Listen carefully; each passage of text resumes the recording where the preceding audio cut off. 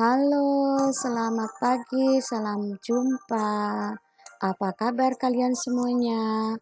Hari ini kita akan belajar IPS bab 1. Materinya adalah manusia, tempat, dan lingkungan.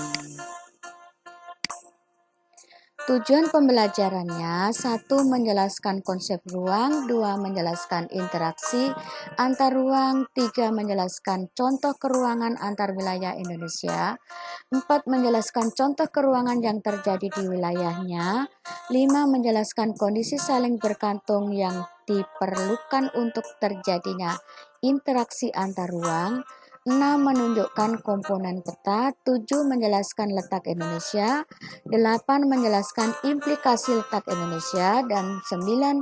Menjelaskan potensi sumber alam Indonesia. Materinya ada 3, yaitu pengertian ruang dan interaksi antar ruang, 2. Letak dan luas Indonesia, 3. Potensi sumber daya alam dan kemaritiman Indonesia. Pengertian ruang. Ruang adalah tempat di permukaan bumi baik secara keseluruhan maupun hanya sebagian yang digunakan oleh makhluk hidup untuk tinggal.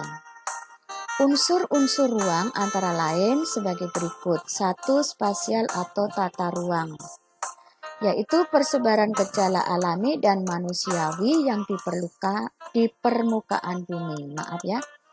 2. Ekologi atau milieu, yaitu adaptasi manusia dengan lingkungan fisik dan biologisnya.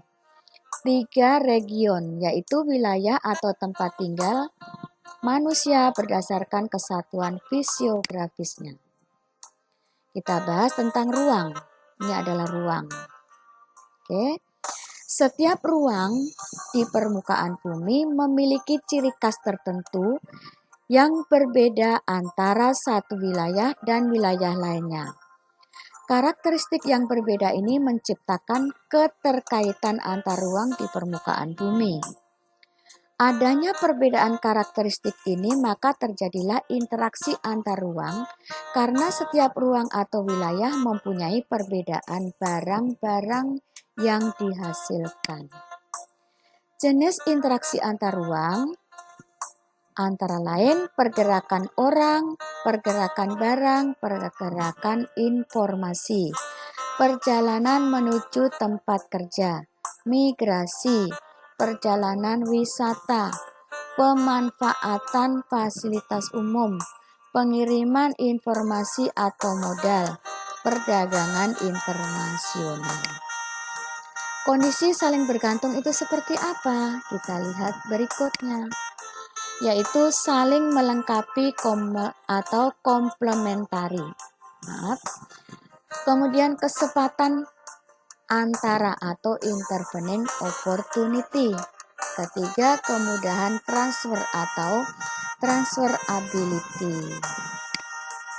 Wilayah Indonesia yang kita bahas yaitu pemahaman lokasi melalui peta. Ini petanya.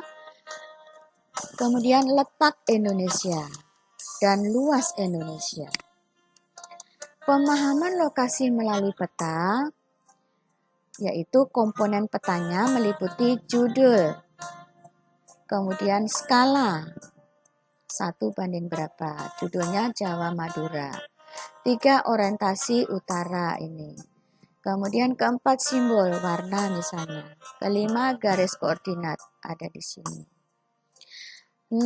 Insert, itu gambar yang lebih luas dari gambar yang ada sekarang. 7. Legenda. 8. Sumber peta. Siapa yang membuat peta? Ya. Letak Indonesia.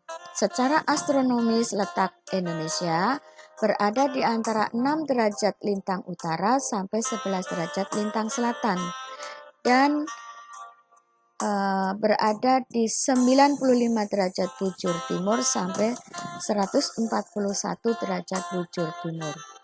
Secara geografis, letak Indonesia di posisi silang, yaitu di antara 2 benua dan 2 samudera. 2 benua Asia dan Australia dan 2 samudera Hindia dan Pasifik.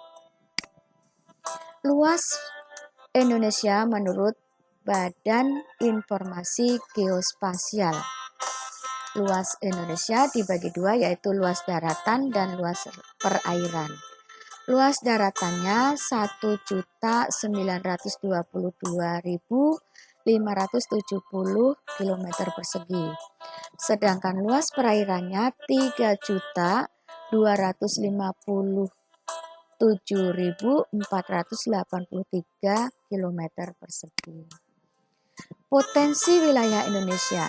Dari luas wilayah Indonesia tersebut mempunyai potensi, yaitu sumber daya alamnya berupa sumber daya hutan dan sumber daya tambang. Sumber daya tambangnya misalnya minyak bumi, gas, batu bara, boksit, pasir besi, emas, dan nikel, dan sebagainya. Sedangkan kemaritiman berupa perikanan, hutan mangrove, dan terumbu karang. Nah, materi yang sudah Ibu paparkan tadi, supaya kalian lebih memahami, kalian mengerjakan latihan. Latihan yang kamu kerjakan ini, jawabannya ditulis di komentar pribadi, jangan dikerjakan berupa foto tulisan, supaya lebih menghemat kuota. Oke, terima kasih atas perhatiannya. Pesan Ibu, jaga kesehatan selalu, ceria selalu, demi masa depan kita semuanya. Oke, bye-bye.